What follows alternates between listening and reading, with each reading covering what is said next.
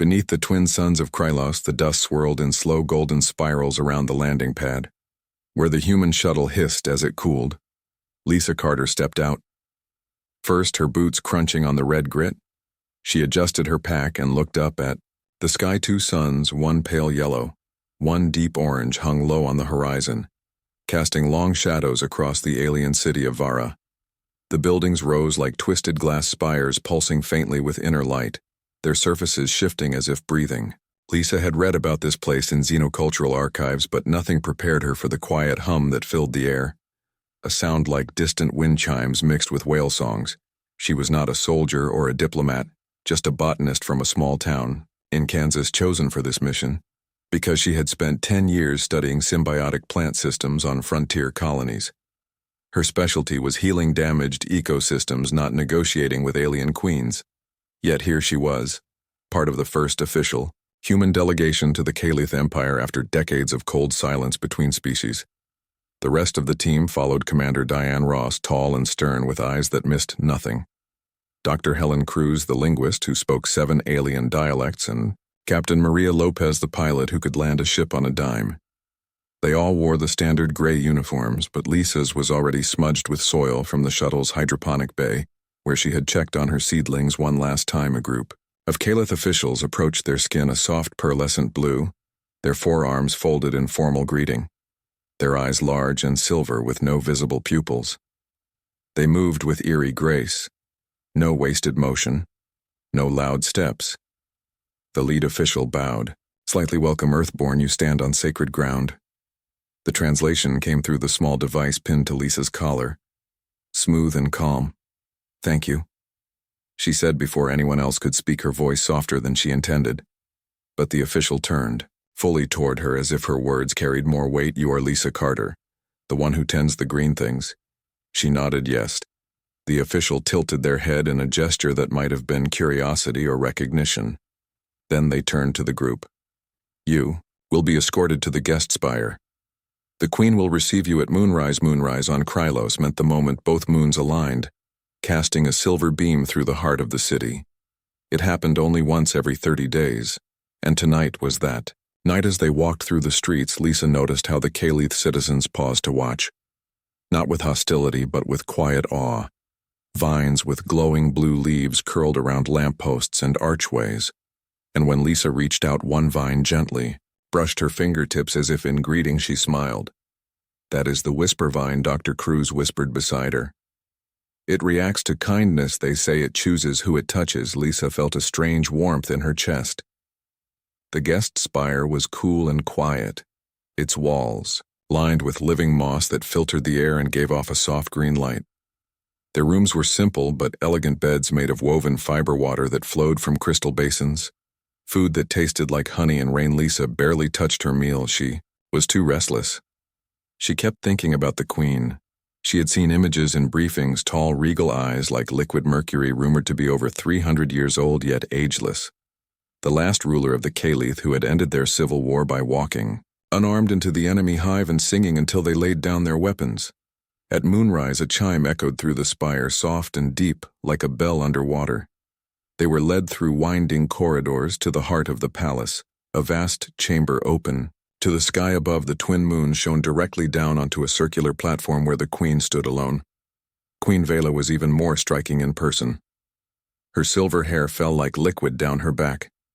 Her robes shimmered with starlight patterns. Her forearms held no weapon, only a single white flower that glowed faintly. She turned as they entered, and her eyes locked onto Lisa immediately.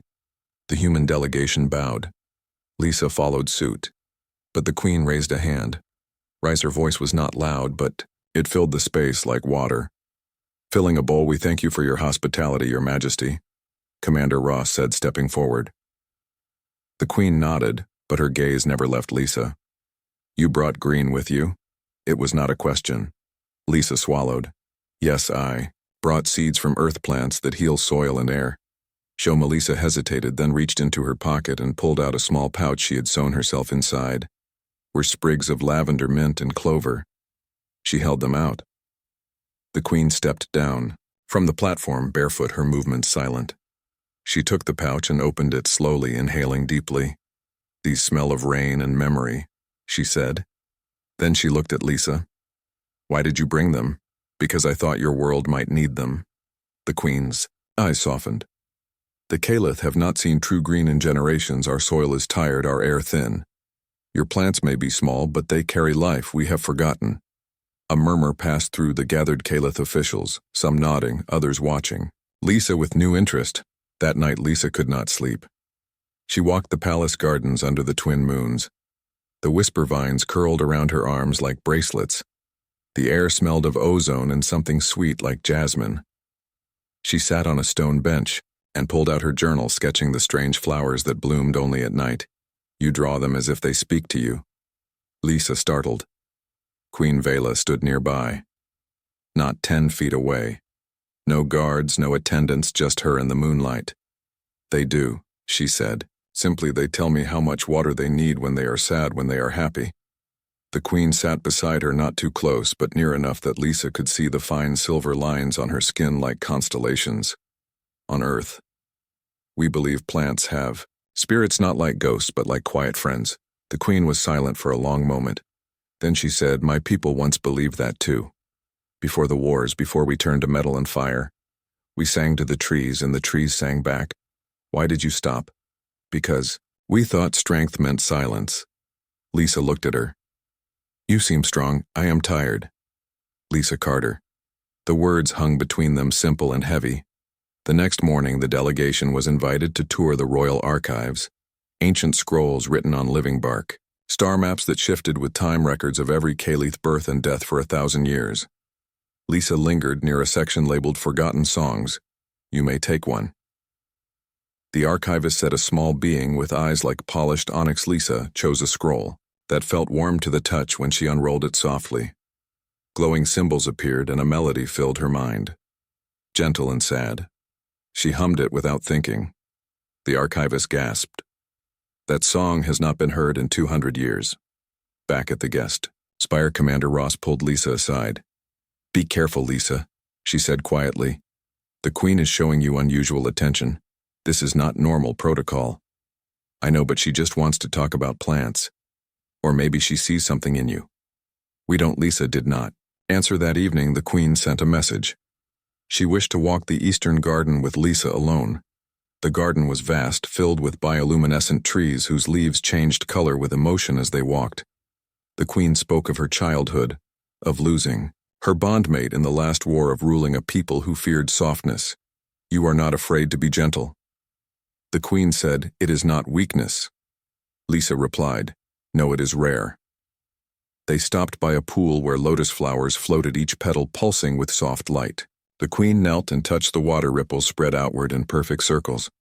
I have watched you, Lisa Carter, for 3 days. You do not seek power.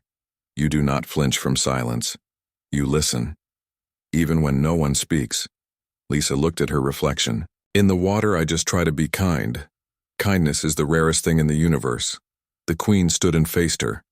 Then her voice dropped lower than Lisa had ever heard. In our oldest prophecy, it is written that a stranger from the blue world will come, not with fire but with roots, not with demands but with care. They will remind us that to grow we must first be still. Lisa's breath caught. I did not come because of a prophecy. Perhaps not. But you are living it. Before Lisa could respond, a distant alarm sounded, low and urgent. The Queen's expression hardened. Stay here, but Lisa followed at a distance as the Queen strode toward the central tower, where red lights now pulsed along the spireza. Scout ship had returned, damaged its hull, scorched, its crew half dead. They spoke of raiders from the Void Ones who burned worlds for fuel. The Caliph Council gathered in the war chamber. Voices sharp with fear. We must strike first, one general said. We must fortify the borders, another added. Queen Vela stood silent. Then she turned to Lisa, who had lingered near the doorway. What would you do, Lisa? Carter, all eyes turned to her. I would heal the scout ship first, she said softly. Then I would listen to what the raiders truly want. Maybe they are not evil, just desperate.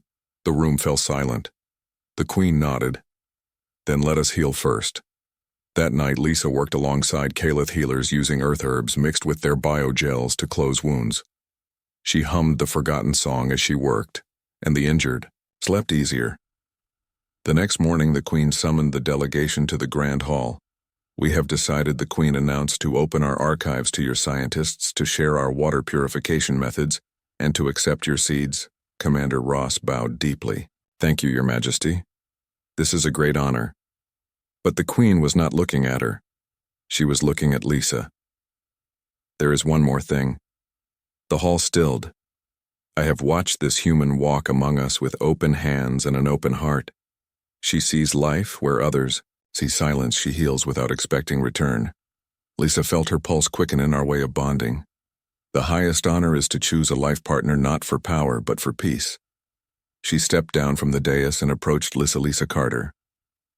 "I want you." The days after the bonding ceremony blurred into a quiet rhythm.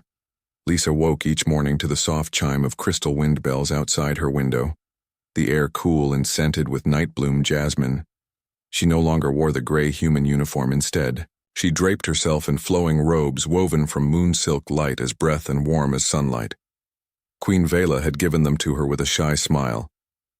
"These are for you, not as a gift, but as a welcome." The palace staff treated her with gentle respect, bowing not out of fear but out of something deeper, recognition. Perhaps they called her the Green Speaker, because she walked the gardens daily, speaking to the whisper vines, coaxing color back into faded petals, reviving shrubs that had not bloomed. In decades, she mixed earth seeds with Calith soil and planted them in quiet corners where no one looked yet. Soon those corners glowed with life, tiny green shoots pushing through red dust like hope made visible. Queen Vela often joined her, not as a ruler but as a companion. They sat beneath the twin moons sharing stories. Lisa spoke of Kansas wheat fields and thunderstorms that rolled across the plains like drums. The Queen spoke of ancient sky dances and songs that could make stars shift. Their paths neither tried to fix the other, they simply listened, and in that listening, something grew, not fast, not loud, but steady, like roots beneath stone. But peace never lasts long in the galaxy. Rumors reached the palace from the outer rim ships. Vanishing trade routes cut silent zones, spreading like rot. Commander Diane Ross returned with urgent news. The Void Raiders were not just scavengers. They were organized, led by a warlord named Kor, who claimed to be the last true Calith, one who rejected peace as weakness. "He calls you a traitor to our blood," the commander said to the Queen, her voice tight. "He says you have been softened by a human and that the hive must be cleansed." Queen Vela stood at the star map in the war chamber, her face calm, but her fingers trembled slightly. "Then let him come." Lisa stood in the doorway unnoticed until the Queen turned and held out a hand. "You should not be here during war talkie. I'm part of this." "Now?" Lisa said, stepping forward. "If he sees me as the reason you changed, then I should help fix it. I'll be showing him that kindness is not weakness." The Queen looked at her for a long moment, then nodded. 2 days later, a message arrived from Kor, not through official channels, but carved into the hull of a captured scout drone, a single word: surrender. The council demanded retaliation, but the Queen refused. Instead, she ordered a small, unarmed vessel prepared. "You cannot go alone," Lisa said when she heard, "I will not be alone." The Queen replied. They launched. At dawn, the ship named the Stillheart carried no weapons, no shields. Only Lisa, Queen Vela, and 2 healers. They flew toward the dead zone where Kor's fleet gathered like vultures around a carcass. As they neared, the Void Raiders surrounded them. Weapons charged, Queen Vela opened all channels. "I come not to fight but to speak." A harsh laugh crackled through the speakers. "You bring your pet human to beg for you." Lisa stepped forward and activated her own Myci. "Am not a pet. I am Lisa Carter and I grow things." Silence followed. "What do you grow?" "Human life."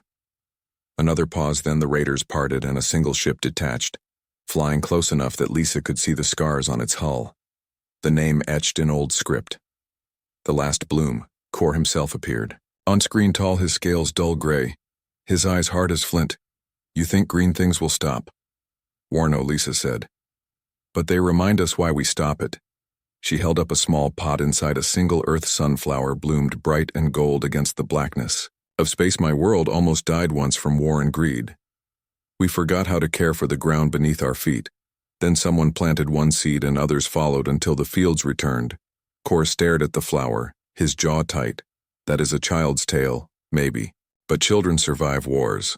Adults start them. Queen Vela spoke then Kor. I did not abandon our ways. I remembered older ones, the ones before the blood, the ones where strength meant protecting, not destroying. Kor looked away, but Lisa saw the flicker. In his eyes not anger but pain. My hive burned, he whispered. My bondmate gone, my children, she know that pain.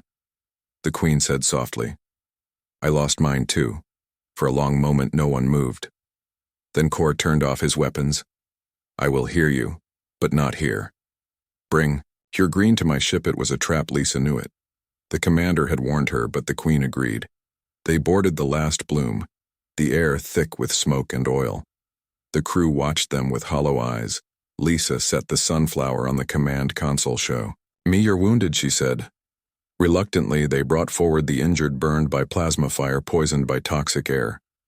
Lisa worked through the night, using earth herbs and Kalith gels, humming the forgotten song as she cleaned wounds and bound burns. One young raider watched her hands. Why do you help us? Because hurt is hurt no matter who carries it. By morning, 3 raiders had fallen asleep near the sunflower. Its petals turned toward them like a promise. Kor found Lisa on the observation deck. You are not what I expected. What did you expect? A spy, a weapon, a distraction. I am just a gardener. He looked at the stars, then at the flower, now surrounded by small cups of water offered by his crew. We have no gardens here, only metal and memory. Then let us plant one. It began with a single tray of soil Lisa brought from the still heart. She mixed it with ash from their burned world and planted clover seeds, tiny and stubborn. Kor watched as she watered them with filtered condensation. It will not grow here, he said. Watch. 3 days later, green sprouts pushed through the gray. The raiders gathered around, silent. Then one touched a leaf and wept. Queen Vela stood beside Lisa as they prepared to leave.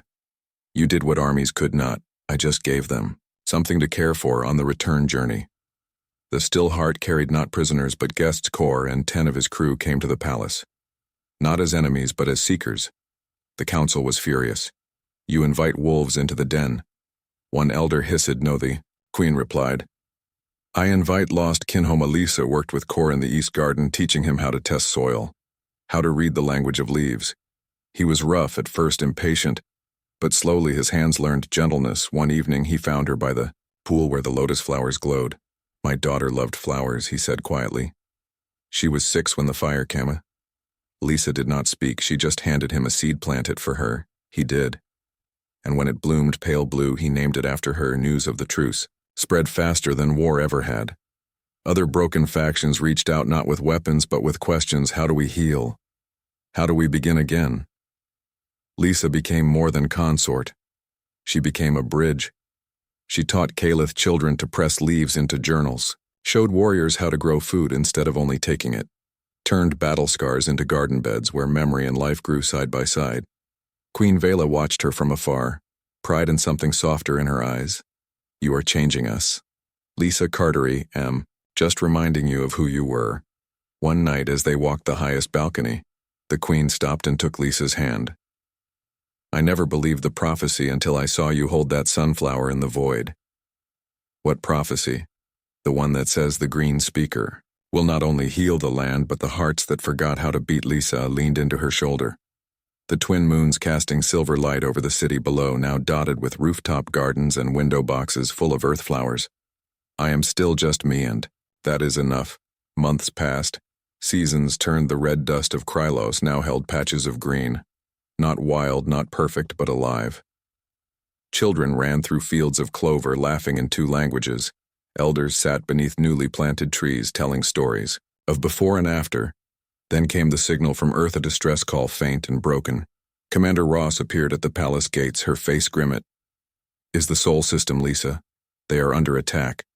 Not by raiders, but by something else. Machines self-replicating. War drones left over from an ancient conflict. They have awakened and are consuming everything. Lisa's blood ran cold. My home. Queen Vela stood beside her without hesitation. Then we go. You cannot. The council protested. This is not our war. It is now, the queen said. If we have learned anything from Lisa, it is that no world is alone. The Caliph fleet prepared not for conquest but for rescue ships loaded with healers, engineers, and seeds. Lisa stood on the bridge of the Still Heart, now refitted, as a peace vessel as they jumped to warp. Lisa looked at the stars and whispered a promise, "I am coming home." The journey took 6 days, during which Lisa trained Caliph volunteers in Earth First Aid, basic agriculture, and how to calm frightened animals. They practiced English phrases not for command but for comfort. When they arrived at the edge of the Sol system, the sight stole Lisa's breath. Earth hung in space. Its blue-green glow dimmed by smoke and fire cities, dark continents scarred by machine, trenches but not gone, not yet. The drones moved like swarms of metal locusts, devouring forests, melting cities, turning life into raw material.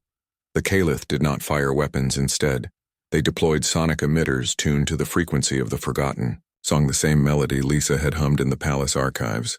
The drones slowed, then stopped, their red eyes flickering. It worked. Dr. Cruz had theorized that the machines responded to harmonic resonance, not logic. Now Lisa and the healers descended in shuttles, not with guns but with shovels and seeds. They landed in the ruins of Chicago, Kansas City, Seattle, and began to plant. Where the song played, the machines powered down, and the Caliph carefully dismantled them, repurposing their parts into water purifiers and greenhouse frames. The peace held for 3 cycles of the twin moons, but peace in the galaxy is never still. It shifts like sand beneath wind, and new shadows began to gather far beyond the rim, where no star chart reached a signal pulsed, not of war, but of sorrow. A distress call wrapped in static and silence. It came from a world not on any map, a place the Caliph called Ilara, the cradle of first song, Queen Vela. Listened to the recording alone in the star chamber, her silver eyes reflecting the flickering glyphs that danced above the console. The voice was faint, broken, but familiar. It spoke in the old tongue, the language of roots and rivers, the same tongue Lisa had heard in the forgotten scrolls. He called for Lisa, who came barefoot from the east, garden, her hands still stained with soil. "You must hear this," the queen said. The voice whispered, "Help us remember." Lisa felt a chill, not of fear but of recognition, as if the voice had been waiting for her. Who are they? The Ilarians, the first people. They vanished before the Caliph wars, before cities rose. They were the singers who taught the stars their names. Why now? Because they are dying. The council argued against the journey, too far, too unknown, too dangerous. But Queen Vela stood firm. If the first song fades, then all songs end. So they prepared the Still Heart again, not as a warship, not as a rescue vessel, but as a vessel of memory. Lisa packed seeds not just from earth but from Krelos clover, sunflower, whisper vine, and the blue lotus, that bloomed only when touched by kindness. She also carried the old scroll, the one that had hummed in her mind. Kor volunteered to come. He had grown leaner, quieter. His hands now more used to trowels than triggers. He brought his daughter Myrelle, who was 10 and spoke both Caliph and English with equal ease. They jumped through the veil, the space between known stars, where light bent and time stretched. The journey took 12 days, during which Lisa taught Myrelle how to press leaves into journals and Kor how to listen to the silence between notes. When they arrived at Ilara, the planet was veiled in mist. Not gray, but silver like breath on glass. The surface showed no cities, no towers, only vast forests and rivers that glowed faintly. Blue. They landed in a clearing where the grass bent toward them as if bowing. No one greeted them, yet Lisa felt watched, not by eyes but by presence. "Follow the river," the queen said. They walked for hours, the air thick with the scent of petrichor and something older like stone warmed by sun. The trees had bark that shimmered with symbols the same as in Lisa's scroll. Then they saw them. The Ilarians were tall and slender, their skin like polished obsidian, their hair woven with living moss. They moved without sound, their eyes closed as if dreaming. One stepped forward, her hands open. "Empty. You carry the green speaker." The Ilarian said, her voice like water over stones. Lisa nodded. "We have forgotten how to grow." The Ilarian continued, "Our song is broken, our roots are dry. We tried to hold the old ways, but memory is not enough without practice." Lisa looked at the forest around them. The trees were beautiful, but their leaves hung limp. No birds, no insects, only silence. "What happened?" "We stopped." "Listening," the Ilarian whispered. We became so focused on preserving the past we forgot to live in the present. Lisa understood that feeling. She had seen it in old museums on Earth where people stared at artifacts but never touched the soil that made them. May I try? The Ilarian nodded. Lisa knelt and dug a small hole in the soft earth. She planted a single clover seed, then poured water from her canteen and covered it gently. Now what? The Ilarian asked. Now we wait and watch. They sat together as the sun moved across the sky. Mirel curled against Kor's side, the queen standing guard not with weapons but with presence. By dusk, a tiny green shoot pushed through the soil. The Ilarians gasped as one, their eyes opening wide for the first time. Lives it always could. You just needed to try. Over the next days, Lisa worked with the Ilarians, teaching them not what to plant but how to feel the soil, how to know when it thirsts or sings. She showed them how to mix compost from fallen leaves, how to let worms do the work, how to be patient. The Ilarians were slow at first, their movements stiff from centuries of ritual without action, but slowly their hands remembered the Earth Queen. Vela walked with their elder, a being so old their name was simply the Keeper. You have given them more than plants, the Keeper said. What have I given? Permission to begin again. Meanwhile, Kor helped rebuild their water channels using old Kalith techniques and new human logic. Mirel played with Ilarian children, teaching them earth songs and learning their star chants in return. One evening, as the twin moons of Ilara rose, Lisa sat by the river with the first Ilarian who had greeted them. Why did you call us? Because we heard your song, the one you sang to the raiders, the one that calmed the machines. It reached us even here. We knew it was time to stop hiding. Lisa looked at the water, its surface reflecting the stars.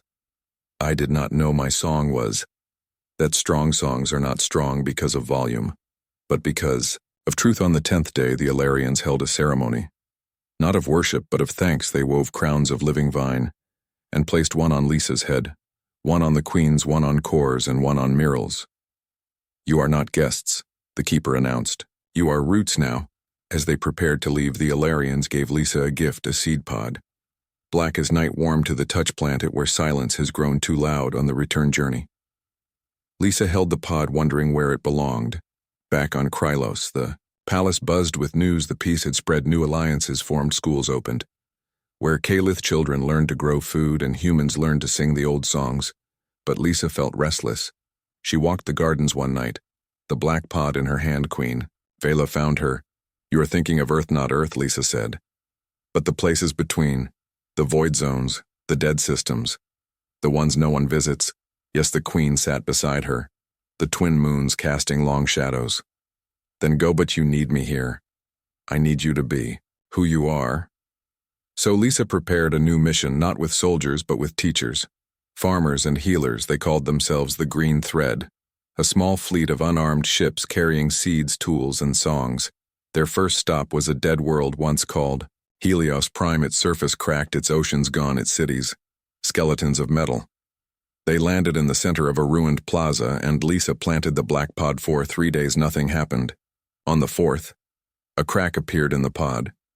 Then a tendril, thin and silver, pushed through the dust. It grew fast, wrapping around broken pillars, climbing toward the sun. By the end of the week, the plaza was green. News spread fast. Other dead worlds sent signals, not of war, but of hope. Lisa and her team traveled from system to system, not conquering, not claiming, just planting and listening. On one world, they found survivors living underground, afraid to come out. Lisa left seeds at the entrance and songs on old data chips. In another, they met machines not hostile, but lost, programmed to maintain a garden that had died centuries ago. Lisa rebooted their systems with new seeds and new purpose. Queen Vela ruled from afar, sending messages of support but never command. She trusted Lisa to find the way. Years passed. Lisa's hair grew streaked with silver, her hands rough with calluses, but her eyes bright with purpose. Mirel, now a young woman, led her own thread, teaching children how to read the language of leaves. Kor oversaw the rebuilding of water systems. Across a dozen worlds, his gruff voice now soft when speaking to seedlings, and Lizash became legend, not as a warrior, but as a gardener, the one who turned graves into gardens, who taught galaxies that life begins not with a bang, but with a seed. One day she returned to Krylos, not for long but to rest. Queen Vela met her at the landing pad. Not with fanfare, but with a single sunflower. You look tired, Lisa smiled. I am but happy. They walked the east garden, now vast enough to feed a city, the whisper. Vines curled around Lisa's arms like old friends. Do you ever miss your old life? Sometimes, but this is my life now. The queen took her hand and they sat beneath the twin moons watching the stars. You know the Alarians sent a message last cycle, what? Did they say their forests are full of birds again? Lisa closed her eyes and listened to the wind chimes, the rustle of leaves, the distant laughter of children. It is enough. And it was. For in the end the greatest rebellion was not with fire, but with flowers, the deepest strength not in armor but in openness, and the truest power not in ruling, but in helping others. Growlies. A Carter, the green speaker. The human who became a root in the stars had not changed the galaxy with weapons or words, but with the quiet courage of care. And somewhere in the void a single clover bloomed on a dead moon.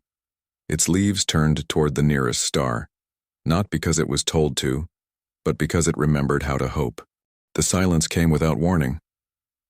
One morning the whisper vines stopped curling toward Lisa's touch, their leaves drooping as if holding their breath. The bioluminescent trees dimmed their glow, and even the wind chimes fell still across the palace. Gardens on Krylos. Lisa felt it first in her bones, a hollowness like a missing note in a song she had known all her life. Queen Vela noticed it too. She stood on the highest balcony, staring at the twin moons, which now seemed duller, their light thin, and cold. Something is wrong. The queen said, not with fear, but with certainty. Lisa nodded. She had checked the soil, the water, the air, all were fine. Yet the green things were retreating as if bracing for a storm. No one could see. That night the signal arrived not from the outer rim, not from a dying world, but from the heart of the galaxy itself, a pulse so deep it vibrated through the hull of every ship in orbit, a sound not of distress but of absence. The great silence had begun. Scholars gathered. In the star chamber, their faces pale. The pulse had come from the core where the first stars were born and where the oldest songs were said to sleep. It is the void heart. One elder whispered. The place even the Alarians feared. Queen Vela turned to Lisa. You must go. But Lisa hesitated. This was not like before. This was not a war or a drought. This was something older, deeper. A silence that swallowed sound itself. What if I cannot fix it? Then no one can. The queen replied. You are the green speaker, not because you plant seeds, but because you listen when others do not. So they prepared the still heart. One last time. Not with seeds alone, but with memory. Lisa packed the original clover sprig, the first sunflower from Earth, the blue lotus from Krylos, and the black pod from Alara. She also brought the old scroll, its symbols now glowing faintly as if aware of the journey ahead. Cor and Morel joined her without being asked, their faces set with quiet resolve. They had followed Lisa through fire and ash. They would follow her into silence. They jumped toward the core, the space growing stranger with each light. Year stars, dimmed colors, faded sound itself seemed to thin until even their voices sounded muffled. When they reached the edge of the void heart, they saw it. A sphere of perfect blackness, not empty but full of absence. It did not pull like a black hole. It simply was, and in its presence all life grew quiet. The still heart drifted to a stop. We cannot go closer, Cor said, his voice barely a whisper. The ship's systems are failing. Lisa looked at the sphere, then at the scroll in her hands. It hummed softly, a single note. I must go alone. No, Morel said, gripping her arm. You are not strong enough, Lisa smiled. I am not strong. I am stubborn. She put on a light envirosuit, not for air but for warmth, and stepped into the shuttle. As she neared the sphere, the silence pressed against her like water. She could not hear her own breath, her own heartbeat, only the faint hum of the scroll against her chest. Then she saw them, figures floating at the edge of the void. Not solid, not ghostly, but made of memory. The first singers, the ones who had woven the songs of creation. Their mouths open in silent screams. Their hands reaching, they were not dead. They were forgotten. The silence was not an attack. It was grief. Lisa understood then. The void heart was not evil. It was the last echo of the first loss. The place where the universe mourned what it had let go. She opened the shuttle hatch and stepped out, not into vacuum but into stillness. She held up the scroll and began to hum the forgotten song. Not loud, not proud, just soft and steady like a mother singing to a child who had forgotten her name. At first, nothing happened. Then one of the figures turned its head. Lisa kept singing. She sang of clover pushing through red dust. She sang of sunflowers turning toward broken skies. She sang of blue lotuses blooming for lost daughters. She sang of roots that remember even when leaves fall. The figure reached for her. She took its hand. It was cold but not empty. More figures gathered around her, drawn, not by power but by presence. Lisa knelt in the void and planted the black pod from Alara. There was no soil, no water, only silence, but she pressed it into the nothingness and covered it with her hands. Remember, she whispered, and then it happened. A single green tendril pushed through the dark, not bright, not bold, but there. The figures wept. Silent tears that turned to starlight. The silence broke not with a bang but with a sigh back on the still heart core, and Mirelle watched as the void heart pulsed once, then began to glow, soft green veins spreading through the black like roots. Through stone, Lisa returned, exhausted, her suit covered in stardust, her eyes older than before. What did you do? Mirelle asked. I listened. On the journey home, the galaxy changed. The stars shone brighter. Birds returned to dead worlds, rivers ran clear, and children everywhere began to hum a new song.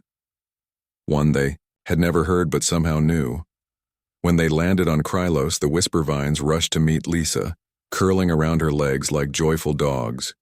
The trees blazed with light and the wind chimes sang without wind. Queen Vela waited not on the balcony but in the garden, her eyes wet with tears. You brought back the song. I reminded it was never gone. In the weeks that followed, Lisa did not rest. She walked the worlds again, not to plant, but to listen. The green thread grew. Not as a fleet, but as a feeling. People everywhere began to care for their corners of the universe, not for reward, but because it mattered. On Earth, her mother's garden now held Kalith flowers and Alarian moss. Children from 3 species played among the rows, laughing in a language of shared joy. Core built a school on Helios Prime where students learned to heal soil and sing to seeds. Mirelle traveled to the Rim, teaching warriors how to grow food instead of only taking it. And Lisa, she stayed on Krylos not as a ruler but as a Ruton. Evening, as she sat with Queen Vela beneath the twin moons now bright and full. The queen spoke softly. They say you could have been a queen on Earth or a general in the fleet or a legend in the stars. Lisa looked at her hands rough with soil and, time, I am exactly where I need to be. The queen took her hand and they watched the garden breathe around them. Years later, when Lisa's hair turned fully silver and her steps slowed, she still walked the east garden every morning, the whisper vines, now so thick they formed archways of living light. Children followed her not as a hero but as a friend, asking how to care for a wilting leaf, or why some seeds take longer to grow. She always answered with patience and a story. When her time came, she did not die in a bed but in the garden beneath her favorite sunflower, her hand resting on a patch of clover, her breath slowing like a song coming to its final note. Queen Vela was with her, holding all 4 hands around Lisa's one. You were my husband, the queen whispered the old word full of love. Lisa smiled and closed her eyes. They buried her not in stone but in soil beneath the twin moons and planted a new tree from the black pod. The one that had bloomed in the void, its leaves shimmered with silver veins and its roots ran deep into the heart of Kryloson. The first anniversary of her passing, children from 100 worlds gathered in the garden, each carrying a seed. They had grown themselves. They planted them in a circle around Lisa's tree and sang the forgotten song now known as the Green Hymn. Queen Vela stood at the center. Her eyes dry but her heart fully. You are not gone, she said to the wind. You are everywhere, and she was in every clover that pushed through cracked concrete on dead worlds, in every sunflower that turned its face to a broken sky, and every child who chose to plant instead of burn. Lisa Carter lived not as a memory but as a method, a quiet revolution of care that spread not through force but through faith. The galaxy had once feared the void, but now it knew the truth. The deepest darkness is not empty. It is waiting for someone to plant a seed, and somewhere in the endless stars, a single green shoot reached for the light. Not because it was told to, but because it remembered how to hope. The tree grew faster than any on Krylos, its silver leaves shimmering even in total darkness, its roots spreading not just through soil, but through memory. Children came from every corner of the galaxy just to touch its bark and whisper secrets. They hoped the stars would hear Queen Vela visit it every morning, placing a single clover bloom at its base and speaking to it as if Lisa could still hear her. But the universe does not rest. New signal came not from the void, not from a dying world, but from the edge of known time itself, a ripple in the fabric of space that carried a voice not of sorrow or silence, but of warning. Beware the bloom that forgets its root. The message repeated every 7 cycles, always in the same tone. Calm but urgent. Scholars debated its meaning. Some said it was a prophecy, others a glitch in ancient comms, but Queen Vela felt its weight in her bones. She walked to Lisa's tree and placed her palm against the trunk. "What are we missing?" The tree did not answer. But that night the wind carried a new scent. Not of jasmine or night bloom, but of something sharp and metallic, like old rain on steel core, arrived at the palace. His face lined with worry. He had been overseeing the green schools on Helios Prime when his daughter Morel sent word. "The children are changing," he said. "How they remember too much." At first it seemed a blessing. Young ones could recite star maps they had never seen, describe plants from worlds they never visited, even hum songs from the first singers. But then they began to forget their own names, their parents' faces, their homeworlds. Memory was flooding in but drowning the present. Queen Vela called the green thread back to Krylos.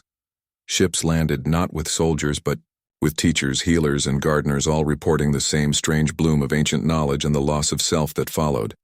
Morel stood before the queen, her eyes tired but clear. "It is the song," she said, "the one Lisa brought back from the void. Hearted is too strong for young minds. It gives them the past but takes their now." Queen Vela looked at Lisa's tree, its leaves rustling. "Though there was no wind, then we must teach them how to hold both, but how, be remembering that roots feed the leaves, but the leaves feed the roots." So they began a new school, not in a building, but in the garden beneath Lisa's tree. They gathered the children who carried too much memory and taught them not to fight it, but to plant it.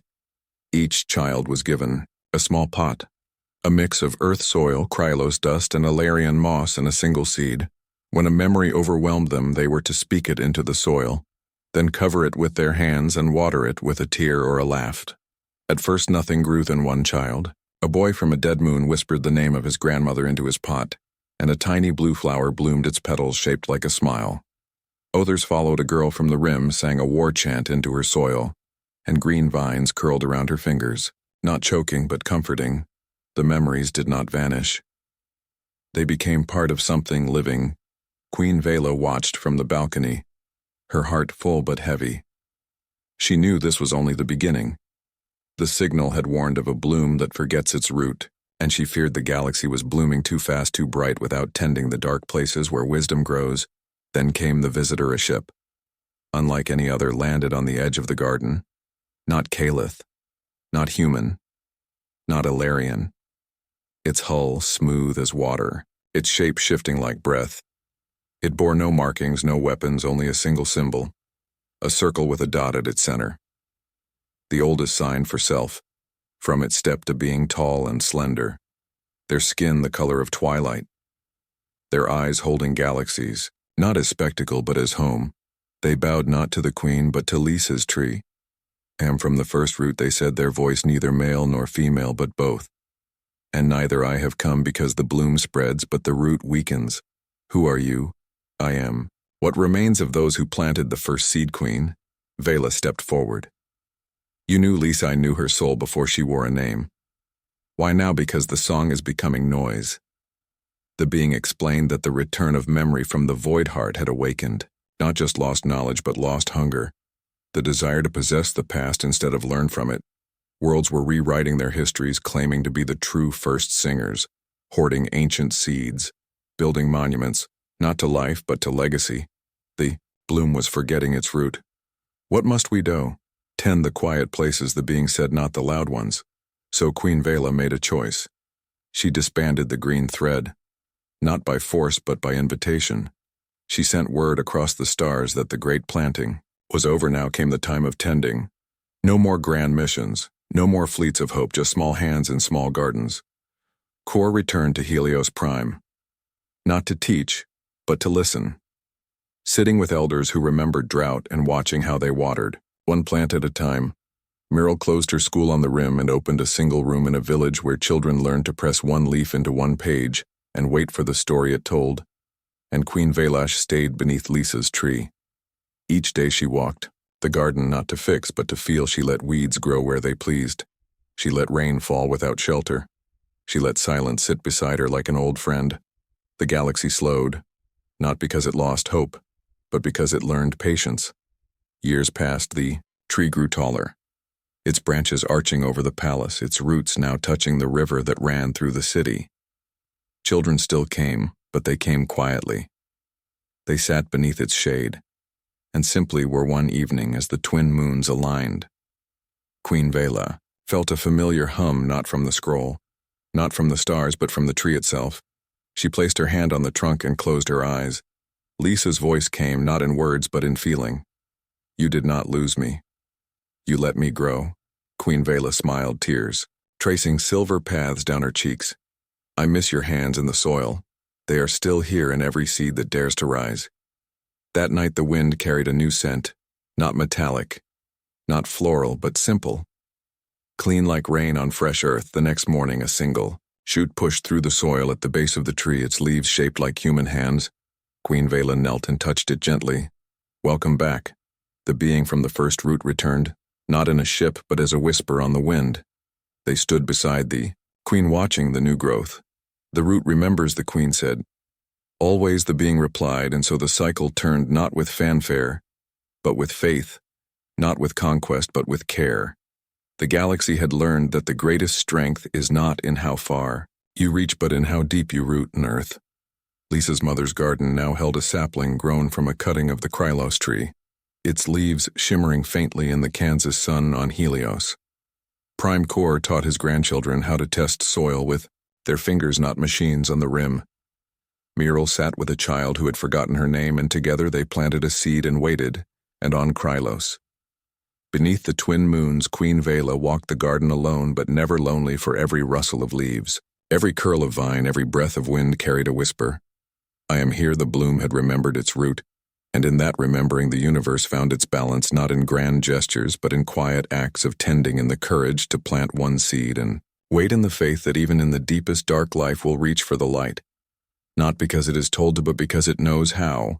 And somewhere in the endless stars, a single green shoot unfurled its leaves, not toward a sun, but toward a memory, and in that moment the past and present kissed and became tomorrow.